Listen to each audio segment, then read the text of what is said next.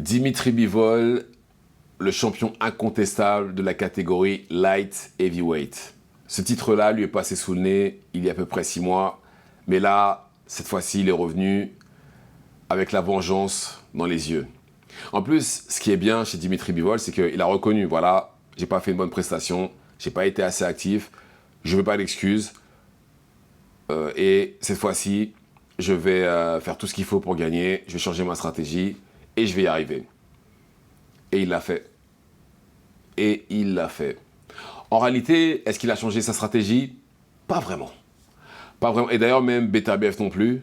C'est juste qu'ils ont adapté leur stratégie par rapport aux erreurs qu'ils avaient faites lors du premier combat.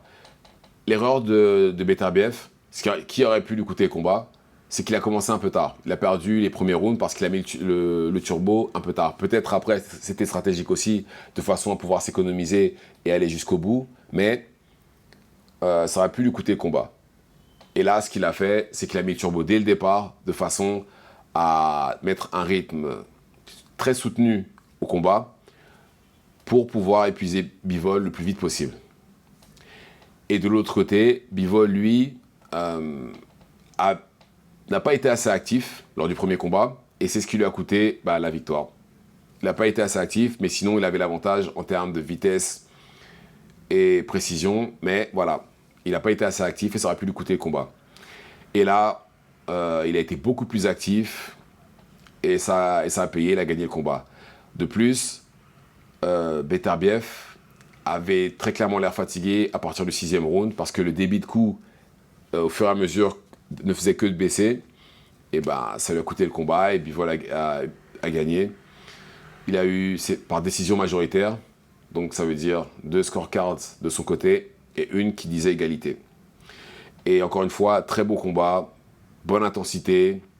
Et même avant le combat, je trouve que les deux étaient très respectueux l'un envers l'autre. Même si je suis un fan du trash talk, mais voilà.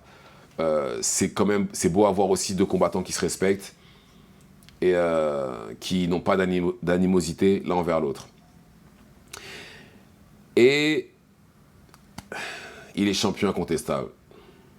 Champion incontestable, Dimitri Bivol dans la catégorie Light Heavyweight. Et d'ailleurs, dans la conférence de presse qui a suivi le combat, Dimitri Bivol a dit que, peu importe pour la suite, il a dit qu'il fallait qu'il s'occupe de sa santé, parce que visiblement, il doit sûrement avoir quelques pépins au niveau de, je sais pas, il doit sûrement être blessé. De toutes les façons, c'est impossible de faire 10 semaines de training camp et d'arriver tout frais pour un combat. Ils le disent tous, les combattants. C'est impossible. Mais voilà, il veut prendre un peu soin de sa santé, mais après ça, il n'y a pas de problème. Il a dit, la trilogie, il n'y a pas de souci. Canelo, il n'y a pas de souci. Benavidez, il n'y a pas de souci. Je prends qui vous voulez. Alors, très franchement, s'il y a rematch, c'est justement s'il y a troisième combat, le résultat sera le même. Je pense que Bivol, à ce stade-là, il sait comment le battre. Et, comme j'ai dit, c'est le meilleur technicien des deux.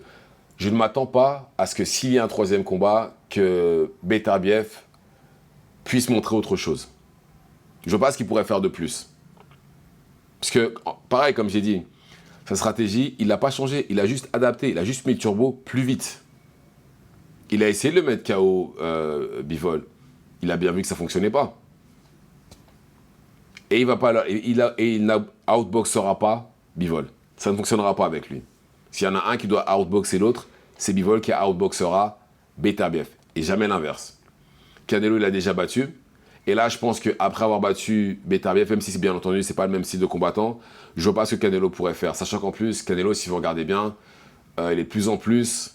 il n'a pas pris de bons combattants, justement, non seulement depuis Bivol, et en plus de ça, Canelo, très franchement, je le trouve toujours plus fort que la moyenne, bien entendu. Mais voilà, c'est plus le Canelo d'antan. On parle quand même de quelqu'un qui a presque 35 ans, mais qui a presque 20 ans de carrière en tant que boxeur professionnel. Parce qu'il faut savoir qu'il boxe en professionnel depuis l'âge de 15 ans. Et je pense qu'il le battrait, Canelo, encore une fois.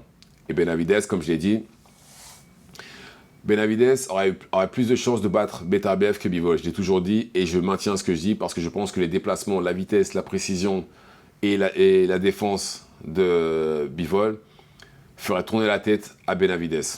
Il n'a jamais affronté quelqu'un avec les déplacements de Bivol et sa précision, sa vitesse, etc. Jamais. Oui, ils ont fait des sparring ensemble. Sparring. Et je suis sûr que c'était il y a des années. Les deux combattants ont sûrement progressé. Et en plus de ça, je me rappelle avoir dit ça avant, c'est que celui qui gagnerait entre Bivol et Beterbiev serait automatiquement le plus fort de la catégorie et aurait fini le jeu. Pourquoi? Parce que on a le meilleur boxeur en la personne de Bivol et de l'autre côté, on a Beterbiev, le plus gros puncher. Là, il a battu le plus gros puncher. Je vois pas, et il n'y a personne qui boxe aussi bien que Bivol en light heavyweight. Je vois pas qui pourrait lui faire peur ou lui donner des problèmes. Très franchement, je le répète, je pense que Bivol Beterbiev ressemblerait, Bivol Benavides ressemblerait à Bivol Jordo. Après, ce n'est que moi. Même si, bien entendu, les deux ne boxent pas de la même manière, mais je pense que ça ressemblera à ça en termes de compétitivité. Mais en tout cas, voilà. Bravo à Bivol, qui est désormais champion incontestable, qui a mis son nom dans le Panthéon et qui va sûrement prendre quelques places en haut dans le classement pound for pound de la boxe. Je pense qu'il mériterait d'être au moins 4e, minimum. Il prend la place de Beterbiev. Au-dessus de Canelo, mais voilà, pas au-dessus de Inoue ou Usyk ou Crawford, selon qui vous avez en premier, deuxième, troisième. En tout cas, voilà. Très franchement, quand il a dit qu'il était prêt à échanger des coups au centre du ring, c'est-à-dire planter ses pieds et échanger des coups avec Beterbiev, je me suis dit, ah là là, ça y est, il a pété les plombs, il va mourir. C'est ce que je me suis dit. Et puis en réalité, non. Et c'est pas vraiment ce qu'il a fait. À certains moments, il avait les pieds plantés, il échangeait avec Beterbiev, mais ça ne durait pas. Il était surtout il utilisait surtout les déplacements.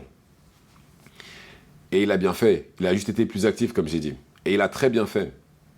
Donc voilà. Dites-moi ce que vous en pensez dans les commentaires. Activez la cloche de façon à être tenu au courant quand je posterai de nouvelles vidéos. Et j'ai créé un Tipeee, messieurs, s'il vous plaît. C'est pour m'aider à améliorer la qualité de la chaîne et des vidéos. Et aussi parce que j'aimerais pouvoir créer du contenu à l'étranger sur les sports de combat. Si vous pouviez m'aider, ce serait juste parfait. Le lien est dans la bio. Et c'est tout pour moi. Ciao, ciao.